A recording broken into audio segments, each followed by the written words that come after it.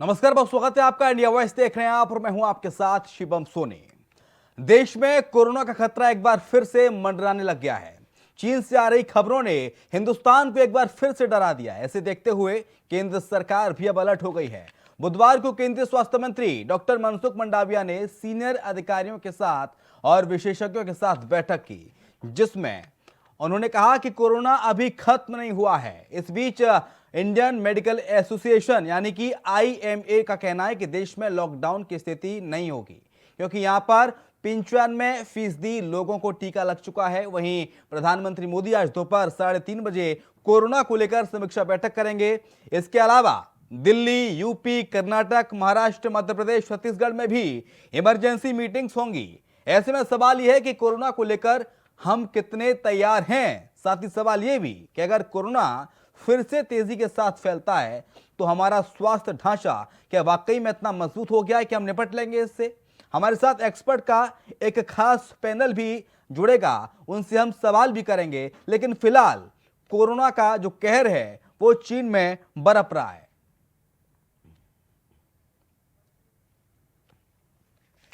तो चलिए चर्चा की शुरुआत करते हैं। डॉक्टर आनंद शुक्ला हैं, एमडी सुभारती मेडिकल कॉलेज के, और डॉक्टर अनिल कुमार हैं, पूर्व सीएमओ कैलाश अस्पताल। डॉक्टर आनंद, सबसे पहले मैं आप ही के पास आऊंगा।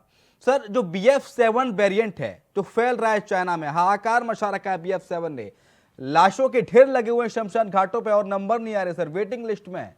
तो BF7 वेरिएंट को हम कैसे समझे, सरल भाषा में क्या है ये वेरिएंट और पिछले के कोरोना के वेरिएंट से कैसे अलग है? डॉक्टर आनंद शुक्ला। देखिए, टॉक्सिसिटी कुछ ज़्यादा है और किलिंग कैपेसिटी इसकी काफ़ी बढ़ गई है उधर चाइना में जी, लेकिन यहाँ पे उतना नहीं है।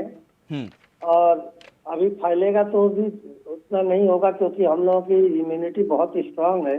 हाँ, और इम्यूनिटी इसलिए स्ट्रांग है कि हमारे बड़ा अच्छा व्यवस्था कर रखा है कि आप। ठीक है, आऊंगा डॉक्टर साहब, आऊंगा। आपका कुछ ऑडियो में दिक्कत है, उसे ठीक कराने की कोशिश कर रहे हैं। Doctor Anil Kumar, sir BF7 variant को सर कैसे समझा और वेरिएंट से कैसे अलग है? देखो, BF7 जो है 0.7 करके उस वेरिएंट्स में इसमें डिफरेंशिएशन है कि उसके साथ पेट में दर्द, मसल्स पेन होना, उल्टी होना और तेज गति से बुखार आना। कुछ जो लक्षण है वो बिल्कुल डिफरेंट है ओमिक्रॉन पहले वाले से। उसमें शरीर में बहुत तेज दर्द होता है, जैसे कि अभी हमारे पास जो 4 केस इंडिया में जो मिले हैं, हाँ, 2 केस गुजरात में मिले हैं, 2 केस उड़ीसा में मिले हैं। अभी उनको जैसे भी अंडर ट्रीटमेंट रखा है तो अभी तो ज्यादा उसमें वही लक्षण पाए गए, जैसे कि पेट में दर्द था, पैरों में दर्द था, बुखार था है। पर अगर जो UITI जो हो रहा रेस्पिरेटरी इन्फेक्शन है जो पहले ओमिक्रॉन में होता था, हेलो जी जी जी सर, जो पहले ओमिक्रॉन में होता था उसमें तो बिल्कुल 4-5 लक्षण बिल्कुल डिफरेंट हैं, जैसे कि वोमिटिंग होती है, पेट में क्रैम्प हो जाते हैं और दस्त होते हैं। बच्चों में भी ऐसे ही लक्षण देखे जा रहे हैं। बट ऐसा नहीं है कि एकदम इसमें पैनिक होने की इतनी जल्दी जरूरत नहीं है कि जितने लोग पैनिक हो जाएं। इसमें बड़े चिकित्सक को देखना है कि किस तरीके से किस पेशेंट का जांच कराना है, किस पेशेंट को पेट में इन्फेक्शन है, किस पेशेंट को बुखार ज्यादा आ रहा है। तो BF.7 जो है ओमिक्रॉन से पहले वाले से बहुत ज्यादा सीवियर स्प्रेड हो रहा है। वो पहले वाला जो था वो 5 से 6 लोगों में फैलता था, ये कम से कम 10 से 18 लोगों को इन्फेक्शन फैला रहा है जी, और ये बहुत तेजी से फैलने वाला वायरस है। हाँ, जैसे कि हम चाइना में देख रहे हैं, अब तक 5244 लोगों की डेथ हो गई, 3 महीने पहले से फैलना शुरू हुआ था। हाँ, और बहुत जल्दी स्प्रेड हो गया है। हाँ। अभी वहां पे टोटल लेकिन डॉक्टर अनिल कुमार, क्या लगता है कि BF7 से डरने की जरूरत है हिंदुस्तान को? सर, BF7 से अभी पैनिक होने की जरूरत नहीं है, पर जो सरकार गाइडलाइन जो अपने लागू करेंगे उसको हमें फॉलो करने की बहुत ज्यादा जरूरत है जी। जैसे कि पहले ओमिक्रॉन हुआ था और डेल्टा वेरिएंट आया था तो हमने बहुत सारी चीजों को फॉलो किया था, हाँ, उससे हम लोग बच पाए थे। हम BF7 के बारे में, जैसे चाइना में इसमें कहर बरपा रखा है, जापान में कहर बरपा रखा है और उधर अपना जो है अर्जेंटीना में जो FIFA वर्ल्ड कप हुआ है उसके बाद भी बहुत सारे केसेस वहां पे आए हैं। हाँ, तो इसको हम बिल्कुल भी जो है ढीले में ना लें और इस पे हम पूरी तरीके से अपना जो लागू है, जो नियम और शर्तें हैं, जो मास्क लगाते हैं, सैनिटाइजर यूज करते हैं, हमें वो फॉलो करना चाहिए। और पेशेंट को हमें कभी भी ना पैनिक में नहीं लाना चाहिए। हो सकता है कि नॉर्मल जो फ्लू आजकल जो ठंड में चल रहा है, जैसे कि मैं आजकल पेशेंट देख रहा हूँ, हाँ, तो बच्चों को भी फ्लू है, बड़े लोगों को भी फ्लू है, तो उसको चिकित्सक को देखना है कि हमें किस तरीके से उसको डायग्नोज करना है, कि ये तुरंत उसको ये चीजें ना बताने की भाई तुम्हें BF.7 हो सकता है या तो ओमिक्रॉन वायरस है पहले से। तो बहुत सारी चीजों को अभी हम पैनिक में ना लेके आए। हमारी इम्यूनिटी के ऊपर भी बहुत सारी चीजें डिपेंड करती हैं कि हम किस तरीके की इम्यूनिटी में हैं और हम हमारे कोई ऐसी कोई डिजीज तो नहीं है। लेकिन डॉक्टर अनिल कुमार, हमने देखा है सर कि कोरोना के जो नए नए वेरिएंट आते हैं, चाहे डेल्टा हो, ओमिक्रॉन हो, वो अपने हमेशा नए स्वरूप में आता है। जैसे आप बता रहे हैं इसमें पेट में दर्द के लक्षण इस वेरिएंट में आ रहे हैं BF.7 में, जो 4 मरीज भारत में मिले हैं। तो जो रूप बदलना, क्या नहीं लगता जीनोम सीक्वेंसिंग को ज्यादा बढ़ा देना चाहिए? जी जैसे उसकी पहचान होनी चाहिए। इसकी पहचान होनी चाहिए और इसको जो है चिकित्सक के ऊपर डिपेंड है किस तरीके के लक्षण उसके सिम्टम्स हैं, उसको देख के ना पता लगाना चाहिए किस पेशेंट को हमें जांच करानी है, किसको नहीं करानी है। नहीं है सर? तो ये बहुत सारी चीजें हैं जिससे हमें पता लगेगा कि भाई इसको BF.7 के लक्षण हैं या इसको पहले वाले कोविड जो ओमिक्रॉन था उसके लक्षण हैं, और कॉमन फ्लू भी हो सकता है। बट पहले हम उसे ट्रीट करना है, कैसे डायग्नोज करते हैं किस तरीके से कि उसको रेस्पिरेटरी दिक्कत है या उसका सैचुरेशन कम आ रहा है या उसको हाई ग्रेड फीवर है या मसल्स क्रैम्प हो रही है। तो बहुत सारी चीजों को हमें ना उसको सिम्टम्स और साइन देखने की किस तरीके से वो पेशेंट हमारे पास सिम्टम्स और साइन लेके आया है। हम सब ने देखा है डॉक्टर साहब कि ये कोरोना है कहाँ से आया है, एक ही केंद्र है इसका, चाइना से आता है। और अब भी जो नया वेरिएंट आया है BF.7 डॉक्टर साहब, ये भी चाइना में कहर बरपा रहा है, जमकर लाशें हैं वहां पर, रोजाना लोग मर रहे हैं। तो ऐसे में क्या लगता है आपको, सरकार को कौन से एहतियाती कदम उठाने चाहिए BF.7 वेरिएंट को देखते हुए हिंदुस्तान में? और जो इंटरनेशनल ट्रैफिक है चाइना से जो हो रहा है, क्या उस पर प्रतिबंध लगाने की जरूरत है क्या? हाँ, अभी उस पर प्रतिबंध लगाने की जरूरत है, पर हमें उन लोगों जो हमारे लोग वहां गए हुए हैं उनको भी अपने घर पे आने की भी तो जरूरत है। पर हम उनकी जो जांच एयरपोर्ट पे ही कराएं और एयरलाइंस जितनी भी हैं उनको अंडर गाइडलाइंस टेस्टिंग के थ्रू लोगों को यहाँ पे लेके आए, उनको फिर क्वारंटीन करें।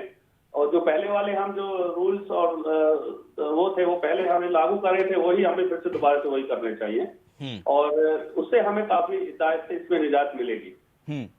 और सर जो लोग घर पे हैं, जो लोग घर पे रह रहे हैं या जो बुजुर्ग हैं, वो किस तरह से के प्रिकॉशन लें जिससे इस वेरिएंट से बच सकें, उन्हें ये ज्यादा असर ना करे? क्योंकि आपने बताया कि पहले जो वेरिएंट था हिंदुस्तान में वो 7 से 8 लोगों को इफेक्ट करता था, अब इसका एक मरीज 10 से 18 लोगों को इफेक्ट करेगा।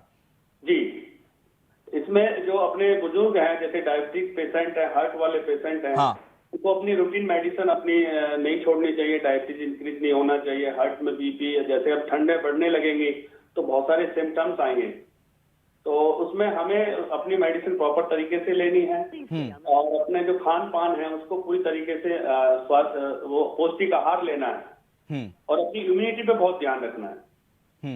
हमारी इम्यूनिटी जितनी मजबूत रहेगी, वायरस उतना ही हम पे अटैक नहीं कर पाएगा। इसलिए हमारे हिंदुस्तान में बहुत सारे लोगों ने बूस्टर डोज भी ले ली है, वैक्सीन भी इसमें कारगर है, बस वैक्सीन होने के बाद भी BF.7 होने के चांस बहुत ज्यादा हैं, पर फिर भी उस पर इतना असर नहीं डाल पाएगा जिसको वैक्सीन लगी हुई है जी। उस पेशेंट पे वो ज्यादा असर नहीं डाल पाएगा, पर फिर भी हमें अपनी इम्यूनिटी पे ध्यान रखना है। ठीक है। और हो सकता है कि हमें चौथी बूस्टर डोज भी लेनी पड़ जाए, तो उसमें बहुत अच्छी कारगर इसमें बचाया जा सकता है इससे BF.7 से। ठीक है। डॉक्टर आनंद शुक्ला सर, जो वैक्सीनेशन भारत में हुआ है, तकरीबन 95% से ज्यादा ऐसे लोग हैं जिनका वैक्सीनेशन हो गया है, तो ये वैक्सीन कितनी असरकारक है BF.7 वेरिएंट पर? क्या इसको मात दे पाएगी वैक्सीन, हरा पाएगी इस वेरिएंट को?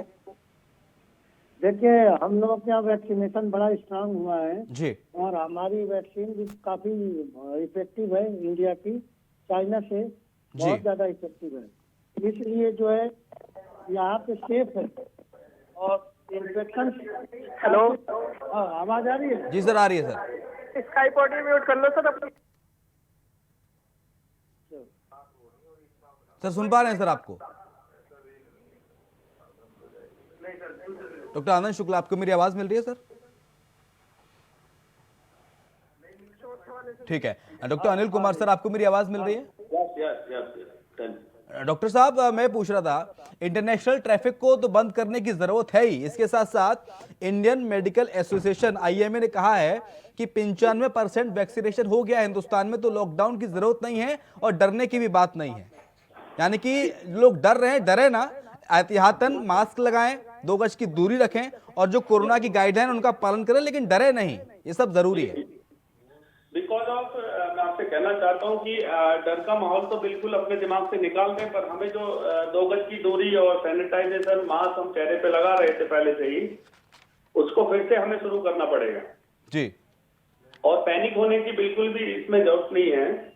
और मैं चिकित्सक हूँ और मैं ये समझ सकता हूँ और समझा भी सकता हूँ लोगों को जी। इसमें ज्यादा हम पैनिक ना हो और वे दुनिया टेस्ट ना कराएं, वे उन पे एकदम उसको हाईलाइट ना करें चीजों को। तो बहुत सारी चीजें हैं जो समाज को एक तरफ से सुरक्षित रख सकती हैं और हम तुरंत पैनिक ना हो इस चीज को लेके कि माइल्ड सिम्टम्स भी हैं, बहुत सारे सीवियर सिम्टम्स हो जाते हैं, पर जैसे हम पहले क्वारंटीन करते थे तो मेडिसिन देते थे, उसी हिसाब से हमें पेशेंट का इलाज करना पड़ेगा। हमने डॉक्टर जी, हमारे यहाँ सब लोगों को लग चुकी है, 95% लोगों को वैक्सीन लग चुकी है, बूस्टर डोज भी बहुत सारे लोगों को लग चुकी है। अगर हो सकता है कि हमें चौथी बूस्टर डोज और लग जाए तो उससे और हमें BF.7 से बचने का बहुत ज्यादा, कम से कम भी 70-80% हमें बचाव रहेगा। पहले भी हमने जो ओमिक्रॉन वेरिएंट जो था उस पर हमने जो वैक्सीन लगवाई थी, कुछ लोगों को दोबारा से कोविड हुआ था उन लोगों को, बस उसमें मोर्टेलिटी रेट बहुत कम हो गया था। उसमें उन पेशेंटों को कोई दिक्कत नहीं आई थी, क्योंकि मैंने पिछली बार ट्रीट किए थे कम से कम 400-500 पेशेंट मैंने अपनी OPD में भी देखे थे और IPD भी किए थे। तो उसमें पेशेंट जो था पैनिक बहुत जल्दी हो जाता था। बेसिकली उसको कोविड का जैसी रिपोर्ट आई और पॉजिटिव हुई और पेशेंट एकदम उसमें क्या होता था, पैनिक हो जाता था, उसको एकदम टैकीकार्डिया होने लगता था, हाथ पैर घबराहट शुरू हो जाती थी। तो हमने सोचा कि भाई इस समय पेशेंट को अटेंडेंट को इसके बारे में बताया जाए, ना कि पेशेंट को डायरेक्ट उसके बारे में बताया जाए, तो पेशेंट उसमें इसकी इम्यूनिटी बनी रहती है। डॉक्टर आनंद शुक्ला सर, हमने भारत में कई वेरिएंट को देख लिया, ओमिक्रॉन को देख लिया, डेल्टा को देख लिया और ये नया वेरिएंट BF.7, और इस BF.7 वेरिएंट की बात करें तो क्या ये ओमिक्रॉन डेल्टा से ज्यादा खतरनाक है या उनकी तुलना में कम है? नहीं सर, BF.7 जो है उनकी तुलना में खतरनाक है। ये बहुत जल्दी स्प्रेड होता है, बहुत जल्दी। यहाँ के एपिडेमियोलॉजी में यहाँ के जो रेशियल और जेनोमिक कंडीशंस है उसमें क्या इफेक्ट आता है, ये बात करना पड़ेगा, तब जाके कहीं होगा, क्योंकि 129 वेरिएंट और है। हेलो जी, आवाज सुन पा रहे हैं? जी सुन रहे हैं, सुन रहे हैं। तो इसलिए अभी कहना मुश्किल है, लेकिन डिस्टेंसिंग पालन करें, क्योंकि कहीं भी दूसरे कंट्री से यहाँ पे आने में 2-3 महीना लग जाता है। इंटरनेशनल फ्लाइट बंद कराइए और साथ में डिस्टेंसिंग फॉलो करिए, क्योंकि पहली बार जब 29 नवंबर 2019 स्टार्ट हुआ था और तब लोग सोच रहे थे कि हम लोग बहुत स्ट्रांग हैं, ये है वो है, और IMA वाले भी कहते थे, IMA वाले भी बात है, और फरवरी में जाके बहुत बुरी हालत हो गई, सारे डॉक्टर घरों में रह गए, मरीज मरने लगे। तब तक केवल DMC में डॉक्टर हो जाते थे, हॉस्पिटल में एडमिशन भी नहीं लिए जाते थे। तब उस समय न कोई डायग्नोस्टिक बनती थी, न ट्रीटमेंट बनती थी, लेकिन अब हाल इस तरह है, कंट्रोल में है। हम लोग के पास वायरस के लिए वैक्सीन तैयार है, और लेकिन कुछ भी कहा नहीं जा सकता कि क्या म्यूटेशन हुआ है और कैसा वायरस यहाँ पे आके प्ले करेगा, इसके बारे में कुछ भी नहीं कर सकते सिवा प्रिवेंशन से। डॉक्टर अनिल कुमार, कोरोना की पिछली 2 से 3 लहरें हमने देखी और इन लहरों के दौरान हमने देखा है कि हमारा हेल्थ इंफ्रास्ट्रक्चर है वो पहले से मजबूत हुआ है। पहले ऑक्सीजन की किल्लत रहती थी, अस्पतालों में सुविधाओं का अभाव था, सुविधाएं बहुत थी, डॉक्टर्स नहीं थे। अब तो सर डॉक्टर्स भी पर्याप्त हैं, वेंटिलेटर सिस्टम भी है, मशीनें भी लोगों को चलाना आ गया है, ऑक्सीजन प्लांट भी कई जगह लग गए हैं। तो अब माने कि अब हम कोरोना से अगर आता भी है BF.7 तो हम लड़ने के लिए तैयार हैं, हरा देंगे उसे, मात दे देंगे। यस यस, पिछली बार भी जो लहर थी हमने उसमें भी काफी हमारे डॉक्टरों ने, नर्सिंग स्टाफ ने और जो हमारे समाज सेवक लोग थे उन्होंने काफी मेहनत की थी। उसको हम नकार नहीं सकते हैं, और उन लोगों का योगदान अब भी रहेगा, पहले भी था। उसी हमारे जो स्टाफ इंफ्रास्ट्रक्चर है पहले से और ज्यादा मजबूत हुआ है, और डॉक्टर भी इस लड़ाई से लड़ने के लिए पहले से प्रिपेयर्ड है, नर्सिंग भी प्रिपेयर्ड है, और जो भी लोग हैं सभी प्रिपेयर्ड हैं, जितना भी हमारा चिकित्सा विभाग है, सब जितना भी है लड़ने के लिए हम लोग तैयार हैं, किसी भी रूप में कैसे भी। जी जी, बट मैं लोगों से फिर भी यही अपील करूंगा कि अपना जो पहले 2 गज की दूरी, मास्क है जरूरी, और सैनिटाइजर ये अपने पास रखें और टोटल डिस्टेंस बना के रखें। भीड़ भाड़ वाले एरिया में जाने से रुकें, तो हम इसको कई मतलब हद तक मात दे देंगे। इसमें डरने की कोई ज्यादा जरूरत नहीं है। लेकिन सर मात तो हम तभी दे पाएंगे जब जो विदेशों से लोग आ रहे हैं हिंदुस्तान में उनके आने पर प्रतिबंध लगाया जाए, जो फ्लाइट्स हैं उनको फ्लाइट्स को रोका जाए, बैन किया जाए, क्योंकि जब जब कोरोना के नए नए वेरिएंट आए हैं कोई भारत में उत्पत्ति नहीं हुई इसकी, हमने देखा है कहां से आए हैं, सब पूरा पूरा विश्व गवाह है, संसार गवाह है कि कोरोना कहां से आता है। लेकिन जिस देश से ये वेरिएंट आ रहा है उस देश की फ्लाइट्स पर प्रतिबंध लगना जरूरी है। इससे कितना सहमत है आप? सर मैं चाहता हूं कि ये जो केंद्र सरकार है इन फ्लाइटों पे रोक लगाए, और जो हमारी फ्लाइटें अभी आ रही हैं उन सभी जो पैसेंजर हैं उनमें उनकी जांच करी जाए और उनको क्वारंटीन किया जाए, तभी उनको देश के अंदर प्रवेश किया जाए। मैं इसलिए इस चीज से असहमत हूँ कि आप जैसे कि अर्जेंटीना से लोग आ रहे हैं, वहाँ पे फीफा वर्ल्ड कप खत्म हुआ है, आप देख रहे हो फीफा वर्ल्ड कप खत्म हुआ तो वहाँ पे कम से कम भी अभी 68,000 कुछ लोग तो अभी इन्फेक्टेड हैं। अर्जेंटीना का भी आप हाल देख लीजिए, वहाँ पे भी खराब है। तो मैं तो यही चाहूंगा कि अभी एयरलाइंस पे थोड़ा सा रोक लगनी चाहिए, और जो लोग वहां से हमारे लोग वहां फंसे हुए हैं वो तो आने जरूरी है सर। अब हम ऐसा भी नहीं कर सकते कि पूरी तरीके से वो करें, तो उन लोगों को जैसे दिल्ली एयरपोर्ट और उनका है तो उनकी जांच की जाए प्रॉपर तरीके से, फिर से क्वारंटीन वाली जो सुविधा है वो चालू की जाए। ठीक है, लेकिन सर इसके साथ साथ जिन लोगों ने प्रिकॉशन डोज नहीं लिया है, जब कोरोना में प्रिकॉशन डोज की बात कही गई थी दोनों डोज के बाद, तो क्या उनको डरने की जरूरत है या उनको जिन्होंने नहीं लिया उन्हें ले लेना चाहिए प्रिकॉशन डोज? सर मैं तो ये कहना चाहूंगा कि 100% जो है वैक्सीनेशन हो जाना चाहिए। जिन लोगों ने नहीं लिया है उनको जल्दी से ले लेना चाहिए, और इस बीमारी से तभी उन पे बचाव होगा, और हम भी उनको तभी बचा पाते हैं कि जब वैक्सीनेशन हो जाता है तो हमें कोई दिक्कत नहीं होती है। तो उसमें हमें मेडिसिन भी हमारी काफी कारगर काम करती हैं, और पेशेंट को भी कम से कम भी 50% लड़ने की क्षमता वायरस से और बढ़ जाती है, क्योंकि हमारा जो इम्यूनिटी सिस्टम है वैक्सीन से हम उसको बचा के रखते हैं, और लड़ने की क्षमता जो है जो हम बहुत ज्यादा बढ़ जाती है। पिछली बार मैंने भी देखा था बहुत सारे लोगों को 1 डोज लगी थी, वो लोग पॉजिटिव हो गए थे, और मैं काफी ऑनलाइन मैंने ट्रीटमेंट किया था लोगों का, ऑफलाइन भी ट्रीटमेंट किया था। मैंने तो काफी हद तक बॉटनिकल गार्डन नोएडा में और इसमें सब में मैंने अपना वो लगाया था कैंपेन जी। तो काफी हद तक मैंने देखा जिन लोगों को एक वैक्सीन की लग गई थी तो हमें उसमें बहुत ज्यादा निजात मिली, पेशेंट को सीरेबल करने में हमें कोई दिक्कत नहीं हुई। जिन लोगों को 2 लगी उनमें और अच्छा रहा, और जिन लोगों को बूस्टर डोज लगी उनमें 75% लड़ने की क्षमता और ज्यादा बढ़ गई। और जैसे कि BF.7 है, अगर इसमें हम 4थी बूस्टर डोज और लगा देंगे तो मुझे लग रहा है कि इसमें हम पूरी तरीके से बचाव कर सकते हैं। लेकिन सर ज्यादा जरूरत जी जी लेकिन डॉक्टर अनिल कुमार, आपको सर क्या लगता है कि सरकार को इस वेरिएंट को लेकर किस तरह के एहतियाती कदम उठाने की जरूरत? हो सकता है कि आज कुछ नई गाइडलाइंस भी जारी हो जाए, प्रधानमंत्री के साथ 3:30 बजे बैठक होनी है, तो किस तरह के एहतियाती कदम भारत सरकार को उठाने चाहिए इस वेरिएंट के खिलाफ अभी से, ताकि हम अभी शुरुआत है, हम इसे कंट्रोल कर सकें?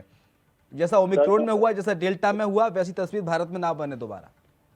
सर इसमें जो पहले से जो गाइड और रूल रेगुलेशन थे, इसमें जैसे फ्लाइट का रोक लगाना, एक जगह बहुत सारे लोगों का रैली ना होना, शादी और ब्याहों में लोगों का रुकना, पार्टीज, और ये जितना न्यू ईयर आ रहा है आप देख रहे हो, अभी मुझे लग रहा है कि न्यू ईयर मनाने के लोग तैयार हैं, तो ऐसी पार्टियों पे और ऐसे समारोह पे रोक लगनी चाहिए।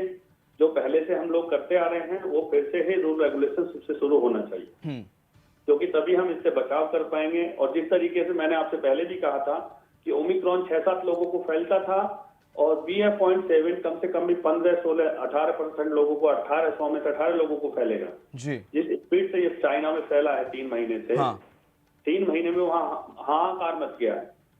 तो हमें जो गवर्नमेंट गाइडलाइन देगी वही हमें फॉलो करना भी चाहिए, और न्यू ईयर पे हमें सभी लोगों को ये समझाना चाहिए कि दूरी बना के रखें। कोई भी न्यू ईयर बड़ा पार्टी समारोह, और जैसे ये भारत जोड़ो यात्रा और ये सब चल रही है, लोगों को बहुत भीड़ बढ़ रही है, और रैलियों पे थोड़ा प्रतिबंध लगना चाहिए सभी। कुल मिला के मैं ये भी कहता हूँ कि एयरलाइंस जो है उस पर भी प्रतिबंध लगना चाहिए, तभी हम इससे बचाव कर पाएंगे। और जी जी सर, अब हाल ही में कुछ तस्वीरें सामने आई, चलता फिरता कोई व्यक्ति है, नौजवान है, कोई जिम कर रहा है तो हार्ट अटैक आया, गिर गया। अभी हाल ही में रामलीला में एक शख्स हनुमान बना था, वो गिर गया, उनकी मौत हो जाती है। ऐसी कई तस्वीरें आई हैं, देश ने देखी हैं। तो हालांकि इसको लेकर कोई आधिकारिक स्टेटमेंट, कोई ऑफिशियल बयान जारी नहीं किया गया किसी भी स्वास्थ्य विभाग की ओर से। तो आपको क्या लगता है कि इस पर रोक कैसे लगाई जाए? क्या ये कोई सिम्टम है कोरोना का पुराना, ये जो इसलिए बार बार सामने आ रही हैं ऐसी चीजें? देखो सर, मैं ये तो कहना चाहूंगा कि जिस पहली बार जिन लोगों को कोरोना हो गया उनका इम्यूनिटी सिस्टम डाउन हुआ है पूरी तरीके से, और बॉडी पे उसके इफेक्ट कम से कम भी 6 महीने तक काफी रहे हैं शरीर। तो मैं उन लोगों को बार बार देख रहा हूँ, जो जैसे मेरी ओपीडी में पेशेंट आता रहता है और हम उसको देखते हैं कि उसमें वही सिम्टम्स, जो फिर से वही इम्यूनिटी सिस्टम डाउन हो जाता है। हाँ। उसको बहुत जल्दी बुखार और दूसरी चीजें, बीमारियां पकड़ लेती हैं। तो ऐसे लोगों को जांच के अंतराल रखना चाहिए और ऐसे लोगों की कार्डिक जांच भी होनी चाहिए। जी जी सर, अभी मैं थोड़ी देर पहले खबर देख रहा था, चाइना में लोग, चाइना के हर शहर में लोग नींबू बहुत खरीद रहे हैं, और सुनने में आ रहा है कि जो नया वेरिएंट है BF7, इस पर बहुत असरकारक है नींबू। तो ऐसा कुछ है, फिर इसे मिथ माना जाए? मतलब नींबू इम्यूनिटी बूस्ट कर सकता है क्या? नींबू के अंदर जो होती है विटामिन सी होती है, जो इम्यूनिटी सिस्टम को बढ़ाती है, हाँ, जो हमारे रेस्पिरेटरी ट्रैक्ट को भी क्लियर करती है।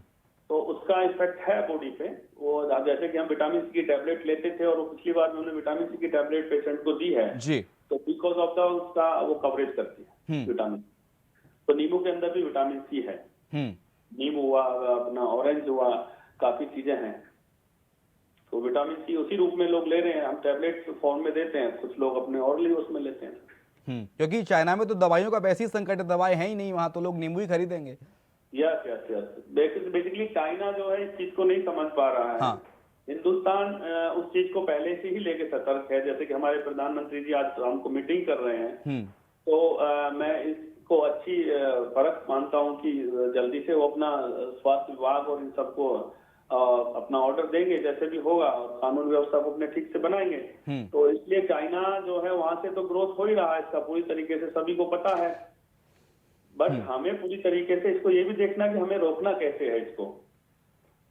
तो इसी तरीके से हम इसको रोक पाएंगे।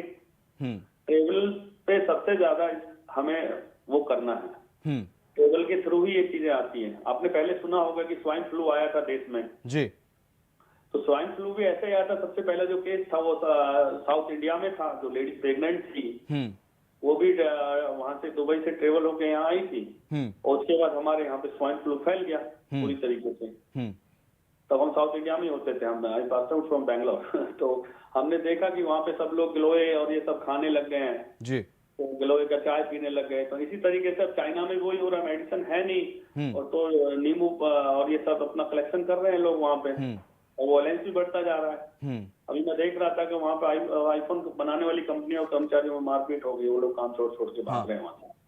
तो वहाँ पे तो बहुत ज्यादा क्राइसिस शुरू हो चुका है। लेकिन हमने देखा है सर, लोग जैसे कि कोरोना अब शांत हुआ भारत में, अब आंकड़े ज्यादा तेजी के साथ सामने नहीं आ रहे थे, कुछ ही केस सामने आ रहे थे, तो हमने देखा कि लोग लापरवाह हो जाते हैं, बेपरवाह हो जाते हैं। मैं देख रहा हूँ मेट्रो, दिल्ली मेट्रो के अंदर लोग मास्क नहीं लगा रहे हैं, गाइडलाइन का भी प्रॉपर तरीके से पालन नहीं किया जा रहा, और भीड़ है, कोई 2 गज की दूरी का पालन नहीं किया है। क्या ये लापरवाही ऐसे में भारी पड़ सकती है? क्या लोगों को इतना लापरवाह नहीं होना चाहिए, सजग रहना चाहिए, क्योंकि कोरोना भी गया नहीं है। यस यस, कोरोना अभी गया नहीं है, वो हमारे बीच में ही है। हाँ। बस लोगों को इतना लापरवाह नहीं होना चाहिए। हाँ। भीड़ भाड़ से बचना चाहिए, मास्क लगा के निकलना चाहिए मार्केट में, और लोगों को एक साथ इकट्ठा नहीं होना चाहिए। उससे दूरी बना के सैनिटाइजर अपने पॉकेट में रखें, छोटे सैनिटाइज, पॉकेट सैनिटाइज आते हैं। और सबसे बड़ी बात है कि मार्केट में जो क्लाउड तो बना हुआ है, लोग वहां पे एक बंदा मास्क लगाता है तो दूसरा बंदा उसे बैठ के मास्क नहीं लगा रहा है। नहीं समझे आप लोगों को लगता है कि भाई कोरोना पूरी तरीके से हमारे देश से चला गया है जी, बशर्ते ऐसा नहीं है। लोगों को ये चीज फिर से समझनी होगी कि हमें मास्क लगाना है, 2 गज दूरी मेंटेन करनी है, सैनिटाइजर अपने साथ रखना है, और ज्यादा भीड़ भाड़ वाले एरिया में नहीं जाना है। तो इससे हमें बहुत ज्यादा निजात मिलेगी। जैसे कि पिछली बार आपने देखा था कि विस्फोट बन के फूटा था वो। हाँ। तो मुझे लग रहा है कि अगर हम ये चीजें नहीं आजमाएंगे और ये वेरिएंट हमारे यहाँ फैलता चला गया, हाँ, तो खुदा ना खास्ता ऐसा ना हो। नहीं, आज हमने देखा था कि ऐसे देश को संदेश दिया गया है, संसद के दोनों सदनों में मास्क लगाया था, प्रधानमंत्री ने भी मास्क लगाया था, लोकसभा स्पीकर ने भी मास्क लगाया था, उपराष्ट्रपति सभापति हैं राज्यसभा के जगदीप धनखड़, उन्होंने भी मास्क लगाया था। एक मैसेज दिया जनता को, देखिए मास्क पहनना शुरू कर दीजिए दोबारा से, नहीं तो कोरोना कहर बरपा सकता है। लेकिन सर, जो लोग घरों में हैं, जो बुजुर्ग हैं, जो घरों से बाहर नहीं निकलते, उनका मेडिसिन उनकी पहले से ही चल रही है, दवाइयाँ चल रही हैं, किसी न किसी बीमारी से ग्रसित हैं, उनके लिए क्या वाकई में खतरनाक हो सकता है? अगर ऐसा हो सकता है तो वो घर पे रह के कौन से ऐसे एहतियाती कदम उठाएं जिससे BF7 जो वेरिएंट है वो उन पर ज्यादा असर ना करे? देखो सर, वो अपनी प्रॉपर मेडिसिन लेते रहें जी। और घर में जैसे कि कोई उनका वर्कर जो बच्चा घर पे काम करने बाहर जाता है, हाँ। उसको उससे डिस्टेंस मेंटेन करनी चाहिए, उससे बार बार मिलना नहीं चाहिए, उसकी अलग तरीके का अलग अपना रूम होना चाहिए। जो बच्चा डेली बाहर और भीतर जा रहा है उससे ज्यादा कांटेक्ट बेस नहीं होना चाहिए। घर में सुबह उठ के अपना प्राणायाम, योगा और अपना जो पौष्टिक आहार है, ब्रेकफास्ट इस टाइप से वो लेते हैं, उस टाइप से प्रॉपर, और अपना शुगर मेंटेन करके रखें, BP मेंटेन करके रखें। अगर जिसको अस्थमेटिक है तो पॉल्यूशन में ना निकले, मास्क वास्क लगा के रखे, ठंड से बच के रहे। और काफी चीजों का, जैसे कि सुबह हम प्राणायाम योगा करते हैं, इससे हमारे इम्यूनिटी सिस्टम पे बहुत ज्यादा प्रभाव पड़ता है। तो ये चीजें अपना ठीक है सर, आखिरी सर चलते चलते इस देश की जनता को डॉक्टर अनिल कुमार क्या संदेश देना चाहेंगे BF7 वेरिएंट को लेकर? सर, मैं BF7 वेरिएंट पे देश की जनता को आगाह करना चाहता हूँ कि हमें कम से कम भी दूरी बना के रखनी है, दो गज जो दूरी है हमारी बना के रखनी है, मास्क चेहरे पे लगा के रखना है और सैनिटाइजर अपने पॉकेट के अंदर रखना है। और मैं उन लोगों को भी कहूंगा जिनके बच्चे छोटे हैं, स्कूल जाते हैं, उनको भी बच्चों को मास्क दिया जाए, क्योंकि बच्चों में भी इसके जो BF.7 जो है, इसके जो लक्षण है वो आएंगे और हमें उसको डायग्नोज करना है, बच्चों को सिक्योर करना है, बच्चों को सुबह उठ के गर्म पानी देना है। जिस तरीके से गर्म पानी पीते हैं बच्चे, और सभी को गर्म पानी और सब ठंड में यूज करना चाहिए, ठंड में मास्क लगा के बाहर निकलना चाहिए। तो मैं देश की जनता को यही कहना चाहूंगा कि 2 गज दूरी, डिस्टेंस मेंटेन करनी है और सैनिटाइजर रखना। बिल्कुल, 2 गज की दूरी, मास्क है जरूरी, क्योंकि एहतियात जरूर उठाएं, क्योंकि कोरोना अभी गया नहीं है, हम सबके बीच में ही है और फिर से ये अपना आक्रामक रूप दिखा सकता है। जिस तरह से चाइना में जो हर्ष हो रहा है उसको, उससे हमें सीख लेने की जरूरत है। बहुत शुक्रिया डॉक्टर अनिल कुमार, पूर्व CMO हैं कैलाश अस्पताल के। बड़ी बेबाकी के साथ उन्होंने हमारे सवालों का जवाब दिया। 24 घंटे में 3110 केस चाइना में सामने आ चुके हैं। कोरोना में बम कैसे फूट रहा है वो आपको ग्राफिक्स के जरिए बता रहे हैं। अब तक इस वेरिएंट से 5241 यानी कि 5241 लोगों की जान जा चुकी है चाइना में, और कुल एक्टिव केस 3,86,276 हैं चाइना के अंदर। भारत में भी फिर खतरा मंडराने लगा है कोरोना का। भारत में BF7 वेरिएंट के लोग मिले हैं, 4 मरीज मिले हैं। 95% से ज्यादा लोगों का हालांकि अब तक टीका हो चुका है भारत में। चीन में शमशान घाटों में भीड़ उमड़ पड़ी है, चिताओं को जलाने के लिए जगह नहीं मिल रही है चाइना में।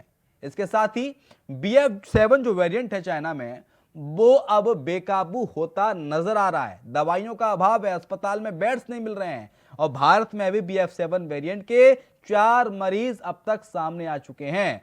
स्वास्थ्य मंत्री मनसुख मंडाविया ने कहा है कोरोना अभी खत्म नहीं हुआ है, कोरोना अभी है। यह बयान मनसुख मंडाविया का। इसके साथ ही भारत में आज 185 नए केस मिले हैं, 185 नए कोरोना के मरीज।